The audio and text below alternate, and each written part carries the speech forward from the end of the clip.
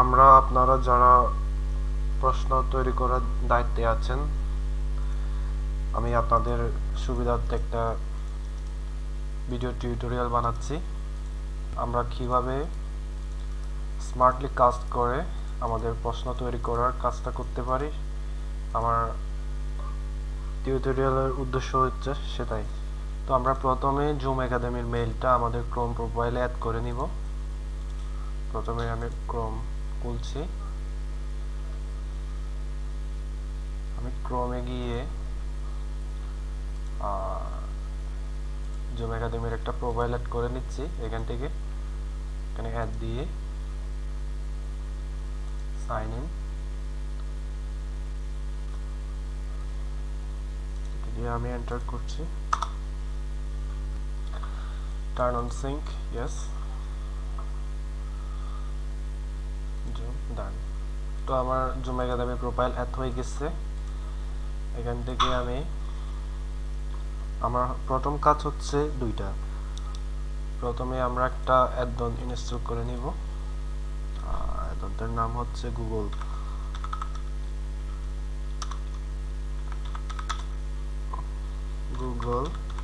Bengali input টুল। এই অ্যাডনটার add করার উদ্দেশ্য হচ্ছে যে এটা আমার যদি কখনো বাংলা টাইপ করা লাগে, আমি এই অ্যাডনের মাধ্যমে আমি টাইপ করতে পারবো। আমার আলাদা কোনো বাংলা কিবোর্ডের প্রয়োজন নেই। তো এখান থেকে আমরা নিচে গেলে ক্রোম এক্সটেনশন ইনস্টল করুন, এই জায়গাতে ক্লিক করব।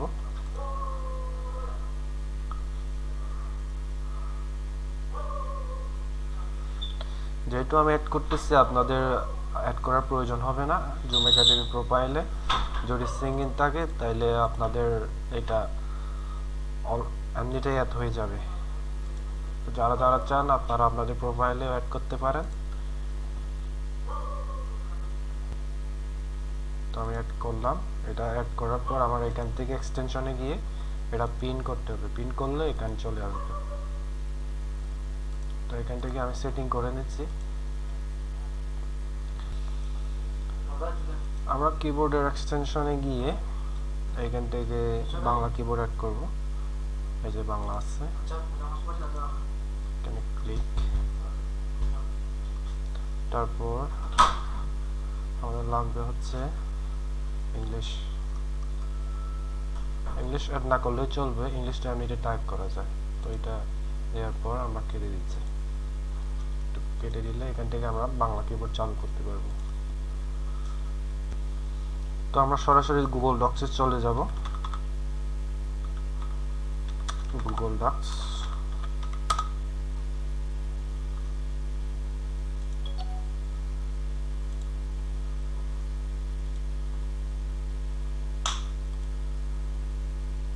গুগল ডক্সের হোম পেজে চলে গেছে। আমরা এরকম একটা ইন্টারফেস দেখতে পাবো।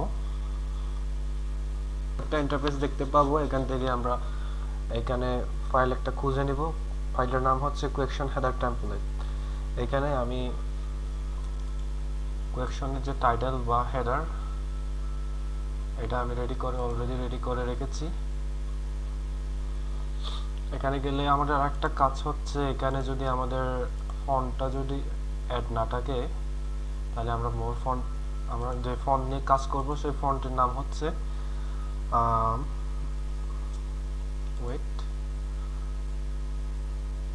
মোর ফন্টে গিয়ে আমরা বাংলা ফন্ট সার্চ দিব। এটিরও বাংলা ফন্ট চালু না থাকলে আবার চালু করে নেব। এটা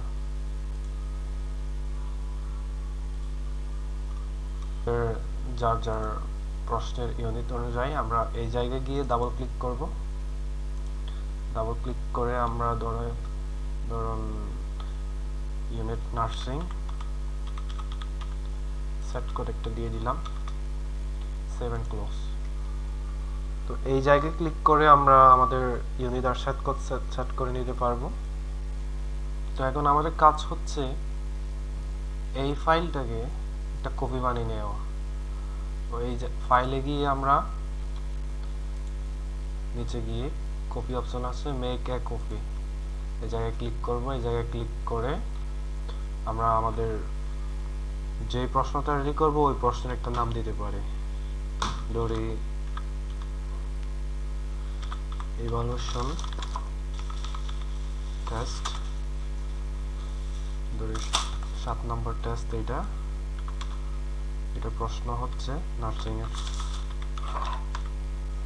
তো আমরা মেক এ কপি দিয়ে আমরা একটা কপি বানিয়ে নিব, যাতে করে ওই ফাইলটা হচ্ছে কি ওইটা ইনটেক থাকে, ওইটা নিয়ে যাতে পরবর্তীতে কাজ করা যায়। আমরা নতুন একটা ফাইলে কাজ করব, তো এটা এখন কেটে দিতে পারবো।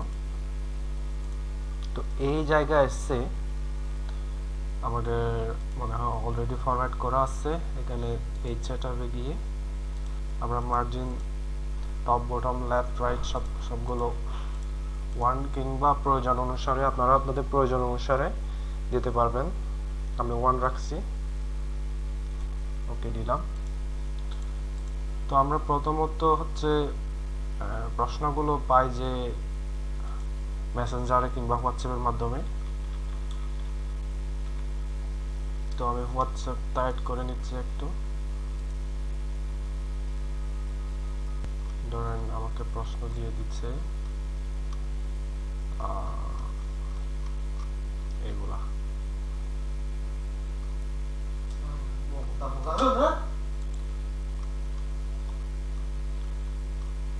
প্রশ্নগুলো আমি কপি করে নিচ্ছি।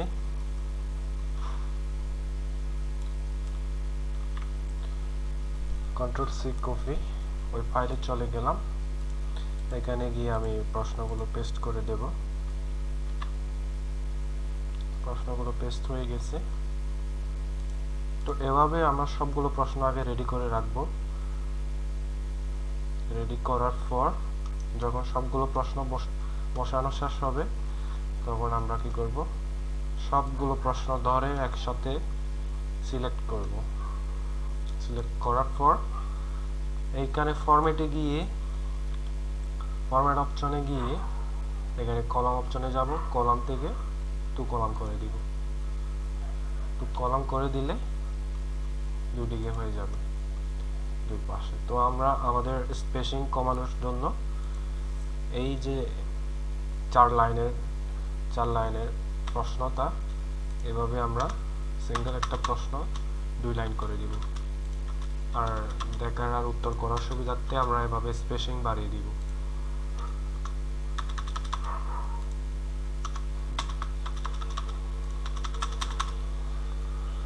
তো এভাবে বাকি প্রশ্নগুলো সেট করে নিয়ে সেট করা শেষ হলে এই জায়গায় আমাদের কাজ শেষ। তো এখানে যদি টাইটেল লেখা লাগে আমরা টাইটেল লিখে দিব। ধরেন এখন আমার বাংলা লেখা লাগতেছে, আমি এই কিবোর্ডের এক্সটেনশন থেকে বাংলা চালু করলাম। তো এখানে বাংলা লিখলে, ইংরেজিতে লিখলে এখন বাংলা হয়ে যাবে। ধরি এটা জীববিজ্ঞান।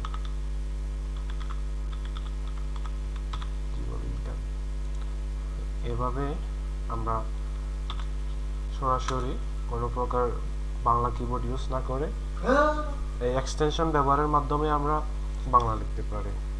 ধরি জীববিজ্ঞান 30 নম্বরের প্রশ্ন। এটা বোল্ড করে দিলাম, সাইজটা একটু বাড়িয়ে দিলাম। তারপর এটা অ্যালাইনমেন্ট আমি সেন্টারে নিয়ে নিলাম, এখান থেকে গিয়ে সেন্টার।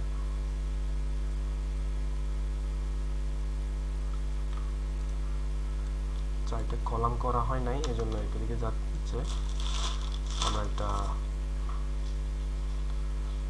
2 কলামের ভিতর ঢুকিয়ে নিই। এরপরে আমরা এটা যদি সেন্টার করি তাহলে এটা এই জায়গা বরাবর সেন্টার হয়ে যাবে। তো আমাদের এভাবে কাজ শেষ।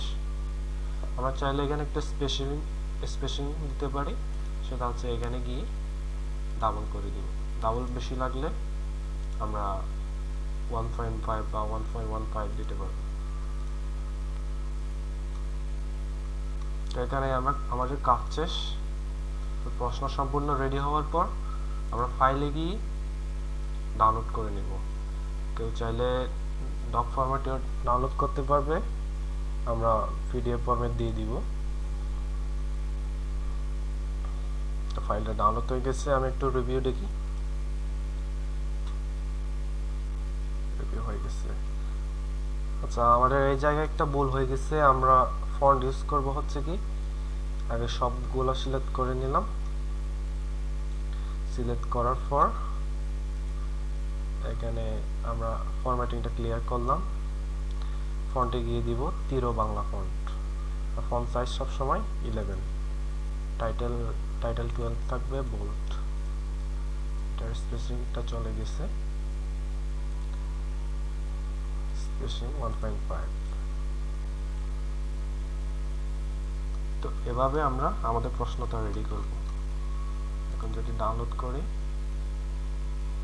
পিডিএফ, এই যে এখন ভালো করে চলে আসছে। তো এভাবে আমরা সহজে আমাদের প্রশ্নটা রেডি করতে পারি। আর আমাদের এই ফাইলটা এভাবেই থাকবে। আমরা এটা ট্যাবটা কেটে দিলেও চলবে, অথবা এখানে বক্স হোমে গেলেও চলবে। আমরা যে কোনো সময় এই ফাইলটা যে কোনো স্থান থেকে আমরা এটা অ্যাক্সেস পেয়ে যাব। তো এখানে আছে আমাদের লেটেস্ট যে ফাইলে কাজ করছি, সেই ফাইলটা এখানে আছে। কোনো কিছু যদি চেঞ্জ করা লাগে আমরা আবার ওই ফাইলটাতে গিয়ে ওটা চেঞ্জ করতে পারবো। তো আনসার উত্তরপত্র তৈরি করার ক্ষেত্রে আমরা আরেকটা ফাইল রেডি করতে পারি। মেইন ফাইলে গিয়ে আমরা উত্তরপত্রগুলো দেখে দেখে উত্তর অনুযায়ী ধরি এইটার উত্তর কথা, আমরা ওইটা সিলেক্ট করে এখান থেকে আমাদের ইচ্ছা মতো একটা কালার দিয়ে দিতে পারি। এভাবে আমরা উত্তরপত্র তৈরি করতে পারি।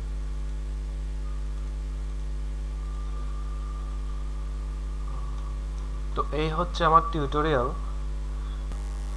আশা করি আপনাদের কাজে লাগবে। আপনারা আমার মতো করে কাজ করে সহজে প্রশ্ন সেটিং এর কাজটা করতে পারবেন। ধন্যবাদ।